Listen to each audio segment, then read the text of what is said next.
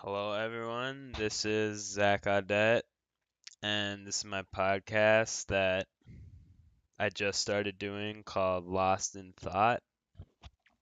And today we're going to be discussing um, a research topic I did about my book, or in relation to the book Blink by Malcolm Gladwell.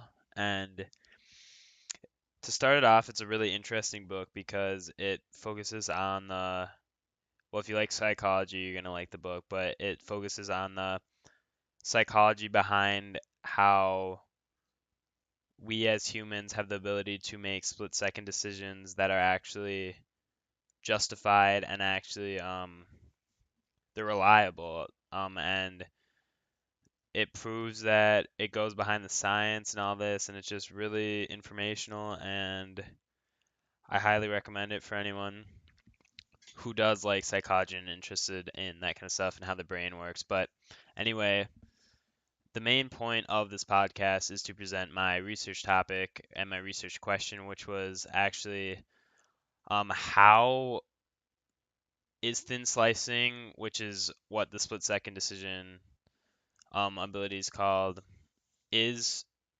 making that decision on slicing really accurate, and should we use thin slicing to make decisions, or can we use thin slicing rather to make decisions accurately? And um, to kind of break the question down for you, my question truly is like written on paper is how truly accurate is thin slicing? So, first off, um, as I read the book, Malcolm Gladwell kind of goes more in depth on what thin slicing actually is and what how the process works. So he starts off talking about how there was an ancient Greek sculpture, Greek style of sculpture that they discovered in the early 1900s that was a great find, actually. It was a really good find, and museums were excited about it, and a newer museum actually purchased it for millions of dollars, and because it was kind of a diamond in the rough kind of find, but then later they figured out how um, some experts came in and right away they knew that it was fraudulent because of just kind of their gut feeling, and that's really what this book is about. It's kind of Blink, as the title kind of explains, is you know it's about, you know like in a blink of an eye, your brain already makes decisions based on observations, and of course what I'm going to go more in depth on is experience, because that kind of proves, as they did research and stuff, that kind of proves how um, the thin slicing, is factual, and the experience actually plays a part in it. So let's go to our first piece of evidence, which these are not in order in the book, so and I'm not going to spoil it for anyone. So if you do want to read this book, which I do recommend, you'll be okay. But in the book, Gladwell talks about an incident that includes Tom Hanks, and to go more in depth, includes Brian Glazer, which is actually a director and movie producer. And in the movie, when they were auditioning for the movie Splash, he auditioned hundreds of people that wanted to be, in the movie. And Tom Hanks came in before. This is before Tom Hanks was actually. This was in 1983, before Tom Hanks was a superstar, before he was in any movies. He was kind of starting off his career, and so he was auditioning for Splash. And so Brian Glazer, um, Tom Hanks walks in the room, and he immediately knows that this guy is the one. This guy is going to be a great actor, and I mean the proof's in the pudding. Tom Hanks he is one of the best, proclaimed the best by many professionals as one of the greatest actors of at least my generation of, so anyway, he but the fact that he knew distinctly after auditioning hundreds of people, and the audition time wasn't just a couple minutes. It was kind of an in-depth audition because this was a big motion picture, so they had time. But Brian Glazer knew from the first 30 seconds that he wanted to cast Tom Hanks, and that just goes to show that because of this decision, he figured out that Tom Hanks was just a really good actor, and in the first 30 seconds, which is what the thin slicing is, where they look at just a small fraction of time to make a decision that would, in hindsight, should have taken a longer time with the accuracy. But it proves that this is one of my arguments saying that thin slicing actually is accurate because Tom Hanks went on to become a really, really amazing actor and win many awards. And so this just is provided evidence that Gladwell shows in the book of how thin slicing actually is accurate. And although I do want to argue, because no argument would be valid if you don't address the other side, so we're going to go on and we're going to move from Tom Hanks to Warren Harding, which was actually I believe, the 29th president of the United States. And he was a senator and, you know, he was just a politician. So what this has to do with thin slicing is um, Warren Harding was actually one of the worst presidents in our history, and that's not from me, that's from, people everywhere, politicians, and he was just not a very smart or intelligent guy, and he made some mistakes. And but anyway, initially people thought Warren Harding was going to be an excellent president because basically it was based on his looks. He was a tall, olive tone, dark hair, broad shoulders, kind of classic, like, powerful businessman kind of guy. And he was elected president in 1921, so this is, of course, was 1900s, but still, this thin slicing has been around forever, and we just haven't really researched it till around 1993 or 1980s, actually, 1980s. But anyway, Warren Harding turned out to not be a very good president due to his um, he had drinking problems. He liked to gamble a lot, play golf. He wasn't that smart. He wasn't that intellectual in politicians, but the perception of him being a good politician and a senator was because of his looks. He looked like a senator, so they made him a senator. He looked and he acted like he was a very polite man, so he acted like very professional and kind of just a guy that was wanted to be president. And they even say, this is a quote. He says his suppleness combined with his bigness of frame and his large, wide-set, rather glowing eyes, heavy black hair, and markedly bronzed complexion gave him some of the handsomeness of an Indian. So again, this is a quote about his looks and how people thought he was just a very handsome man, and how, he kind of looked the part. And so the thin slicing there, when people saw him right away, they just kind of it gave him the perception that, oh, well, this guy, he's definitely a politician. He's meant to be a politician. So, um, and it states he was getting his shoes shined one time, and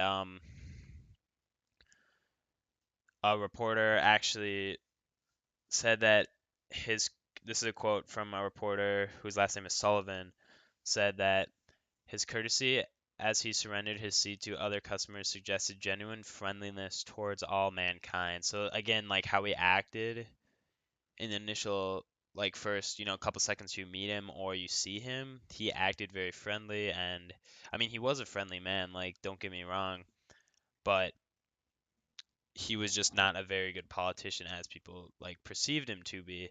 So this kind of goes against the fact that thin slicing is accurate, but my thesis still stands that I do think thin slicing is accurate, and my main thesis actually is um my actual thesis is in most cases thin slicing is accurate, but it's almost an expertise when it comes to it. So experience really does matter when it comes to this. And then to kind of shorten it down, my actual thesis is when it comes to the accuracy of thin slicing, it is proven to be accurate as professionals prove again and again that their intuition, or rather their gut feeling, is more often than not right. So it all comes down to experience. And like I said, the Tom Hanks incident, Brian Glatzer he was directing long before Tom Hanks came by and producing cinematography and in the cinematography field. So he had the experience to know that this is an actor. This is someone everyone's gonna love, someone that everyone's gonna relate to. And with Warren Harding, the reporters, they're not politicians. Um they didn't know really politicians. They just saw how he acted and kind of gave him the perception that he would be a good politician, but really the experts say he was a terrible politician.